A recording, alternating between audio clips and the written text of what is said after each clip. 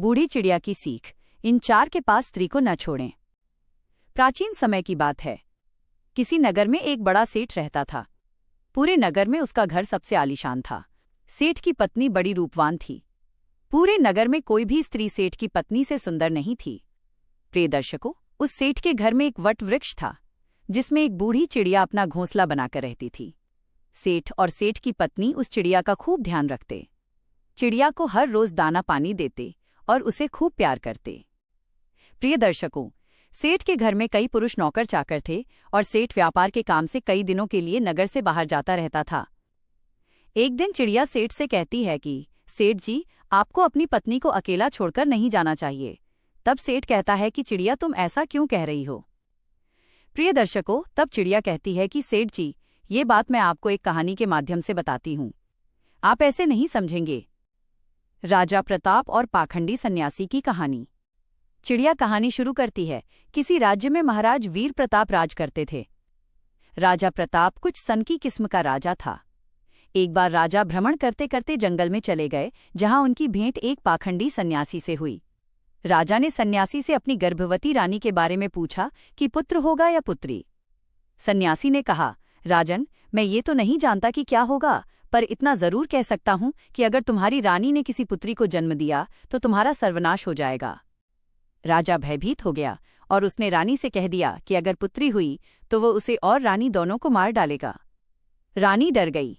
भाग्यवश पहली संतान पुत्र हुई, लेकिन जब रानी दूसरी बार गर्भवती हुई तब राजा काम से बाहर गया और जाते जाते कह गया कि बेटी हुई तो उसे मरवा देना। दाई की ममता और राजकुमारी का जीवन। रानी ने एक पुत्री को जन्म दिया। वह बहुत रोई। तब महल की दाई ने कहा, रानी माँ, आप चिंता न करें, मैं इसे मारने के बजाय अपनी भतीजी बताकर पाल लूंगी। रानी ने गहने दिए और दाई बच्ची को ले गई। राजा को झूठ बोल दिया गया कि पुत्री को मार दिया गया है। वर्षों बीत गए। वह बच्ची जवान और अत्यंत सुंदर हो गई।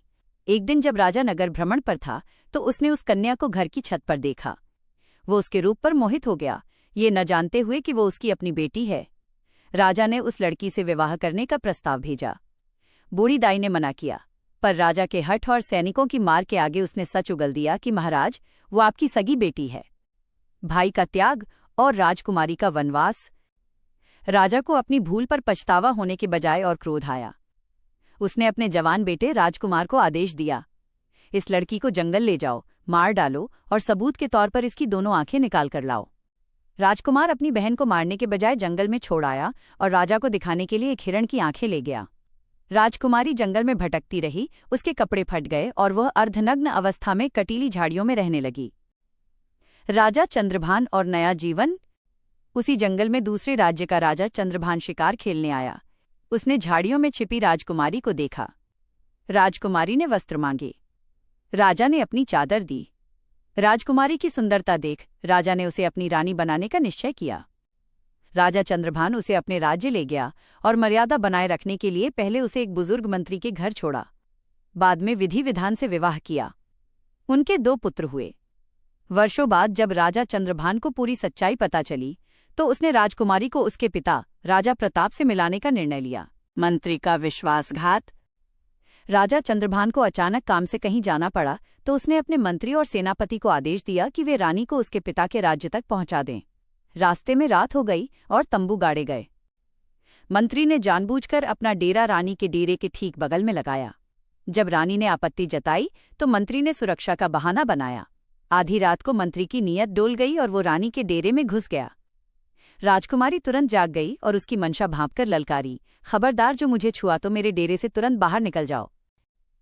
अगला कदम। प्रिय दर्शकों, क्या आप जानना चाहेंगे कि रानी ने उस दुष्ट मंत्री को कैसे सबक सिखाया और अंत में बूढ़ी चिड़िया ने सेठ को वे कौन से 4 लोग बताए जिनके पास स्त्री को कभी नहीं छोड़ना चाहिए?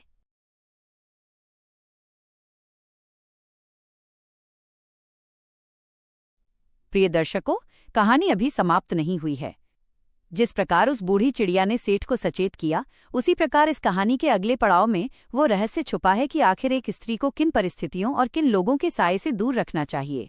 आइए इस ज्ञानवर्धक कहानी को विस्तार से पूर्ण करते हैं। राजकुमारी की ललकार और मंत्री का दुस्साहस। जब मंत्री आधी रात को रानी के कक्ष में घुसा तो रानी का क्रोध 7वें आसमान पर था। रानी ने कहा, ओ नीच, तू भूल रहा है कि मैं केवल तेरे राजा की पत्नी नहीं बल्कि एक शक्तिशाली राज्य की पुत्री भी हूँ। तूने मेरे सम्मान पर हाथ डालने की कोशिश की है, इसका परिणाम तुझे भोगना होगा। मंत्री, जो कामवासना में अंधा हो चुका था, बोला, रानी साहिबा, यहाँ कोई राजा नहीं है, यहाँ मेरी तलवार का शासन है। अगर आप शांति से मेरी बात मान लेंगी तो मैं आपको सुरक्षित आपके पिता के घर पहुंचा दूंगा, वरना इस जंगल में आपकी लाश को कोई ढूंढ नहीं पाएगा। रानी समझ गई कि यह समय बल का नहीं बल्कि बुद्धि का है। रानी ने मुस्कुराते हुए कहा, मंत्री जी, यदि आप इतने ही व्याकुल हैं तो मैं मना नहीं करूंगी, लेकिन मेरी एक शर्त है। मैं एक राजकुल की स्त्री हूं, मैं अंधकार में पशुओं की भांति यह कार्य नहीं कर सकती। आप कल सुबह तक प्रतीक्षा करें, मैं स्वयं आपके पास आऊंगी। मंत्री उसकी बातों में आ गया और वापस अपने डेरे में चला गया। रानी का पलायन और सतीत्व की रक्षा। जैसे ही मंत्री बाहर निकला, रानी ने अपने दोनों पुत्रों को उठाया और सैनिकों की नजरों से बचकर पिछले रास्ते से घने जंगल में निकल गई। पूरी रात वो कांटों और झाड़ियों के बीच चलती रही। सुबह जब मंत्री ने देखा कि रानी गायब है तो वो डर गया कि यदि राजा को पता चला तो उसकी गर्दन काट दी जाएगी। उसने सैनिकों से कहा कि रानी को किसी जंगली जानवर ने उठा लिया है। इधर रानी भटकते भटकते एक छोटी सी कुटिया के पास पहुंची जहां एक महात्मा रहते थे। महात्मा ने रानी की करुण पुकार सुनी और उसे शरण दी। रानी ने वहां रहकर भगवान की भक्ति की और अपने बच्चों को संस्कार दिए। राजा चंद्रभान का आगमन और न्याय। कुछ दिनों बाद राजा चंद्रभान अपने वादे के अनुसार राजा प्रताप के महल पहुंचा। वहां उसने देखा कि न तो रानी पहुंची थी और न ही उसका मंत्री। राजा को चिंता हुई। वो वापस उसी रास्ते पर आया जहां पड़ाव डाला गया था। वहां उसे वो मंत्री मिला। मंत्री ने रोते हुए झूठ बोला, महाराज, उस रात अचानक भेड़ियों ने हमला कर दिया और वे रानी साहिबा और बच्चों को घसीट कर ले गए। राजा चंद्रभान को मंत्री की आंखों में डर दिखाई दिया। राजा समझ गया कि कुछ तो काला है। राजा ने पूरे जंगल में तलाशी अभियान चलाया। अंत में वो उस महात्मा की कुटिया तक पहुंचा। वहां उसने अपनी रानी और बच्चों को सुरक्षित पाया। रानी ने रोते हुए मंत्री के विश्वासघात की पूरी कहानी सुनाई।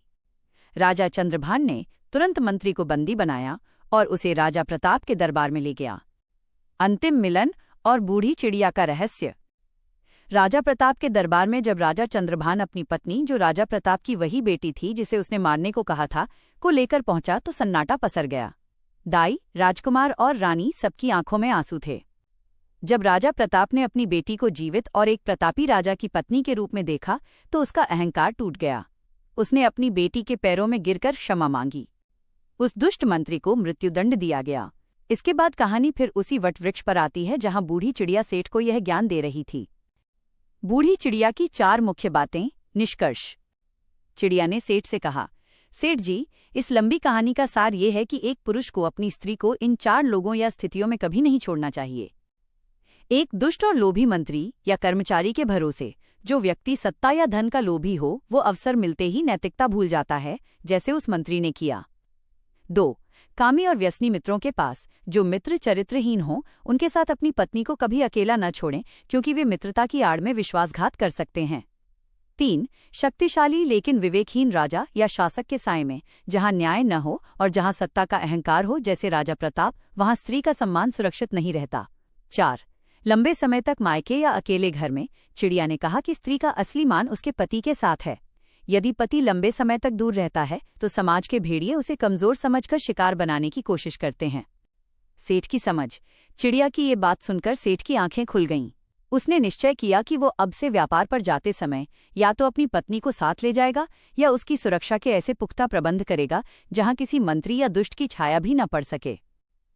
प्रिय दर्शकों, इस कहानी से हमें ये सीख मिलती है कि विश्वास और सतर्कता जीवन के 2 पहिए हैं। अपनों पर विश्वास करें, लेकिन अपनी जिम्मेदारी से मुख न मोड़ें। दर्शकों, कहानी का प्रवाह अभी थमा नहीं है।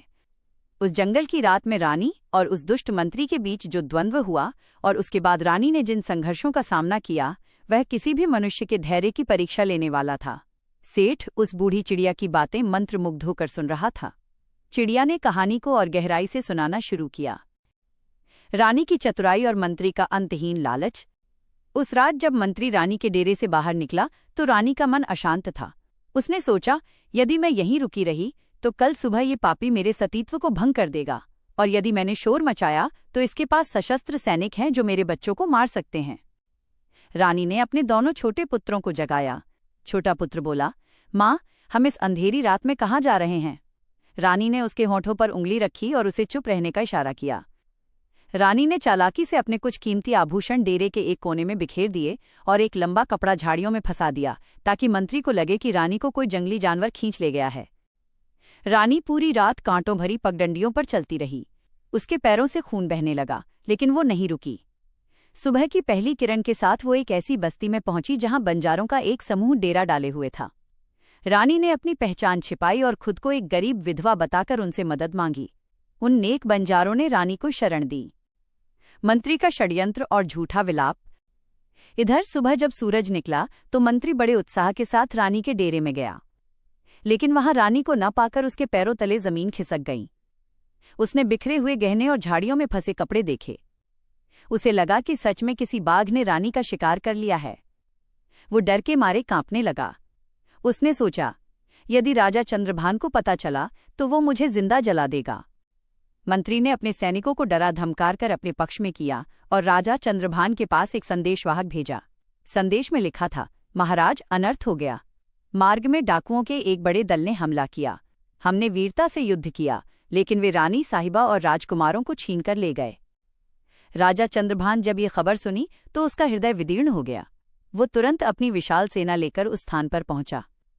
मंत्री ने राजा के सामने फूट फूट कर रोने का नाटक किया। राजा को मंत्री पर संदेह तो था, क्योंकि मंत्री के शरीर पर युद्ध का एक भी घाव नहीं था, जबकि वो डाकुओं से लड़ने का दावा कर रहा था। बंजारों की बस्ती और रानी का संघर्ष। उधर बंजारों की बस्ती में रानी ने कड़ी मेहनत करना शुरू किया।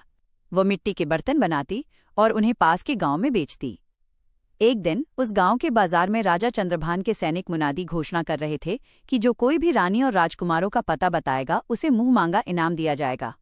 रानी समझ गई कि राजा उसे ढूंढ रहे हैं, लेकिन उसे डर था कि कहीं वो दुष्ट मंत्री राजा के आसपास ही न हो। रानी ने एक पत्र लिखा और उस बंजारे के मुखिया को दिया जिसने उसे शरण दी थी।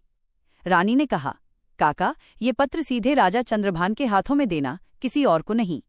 बंजारा मुखिया बड़ी मुश्किल से राजा के शिविर तक पहुंचा। जब राजा ने वो पत्र पढ़ा तो उसकी आंखों में चमक आ गई। पत्र में लिखा था, स्वामी, मैं सुरक्षित हूं, लेकिन सावधान, आपके बगल में बैठा मंत्री ही असली डाकू है। वो डाकुओं से नहीं बल्कि अपने ही भीतर के राक्षस से हारा है। न्याय का दरबार और अंतिम रहस्य। राजा चंद्रभान ने तुरंत बंजारे के साथ जाकर रानी को वापस लाया। जब रानी दरबार में पहुंची तो उसने भरी सभा में मंत्री के उस नीच कृत्य का पर्दाफाश किया। मंत्री के पास छिपने की कोई जगह नहीं थी। राजा ने आदेश दिया, इस विश्वासघाती को उसी जंगल में ले जाकर छोड़ दिया जाए जहां इसने रानी को अकेला छोड़ा था, लेकिन इसके हाथ पैर बांधकर, ताकि इसे अपनी करनी का फल मिले। इसके बाद राजा चंद्रभान अपनी रानी को लेकर राजा प्रताप, रानी के पिता के महल पहुंचे। वहां का दृश्य अद्भुत था।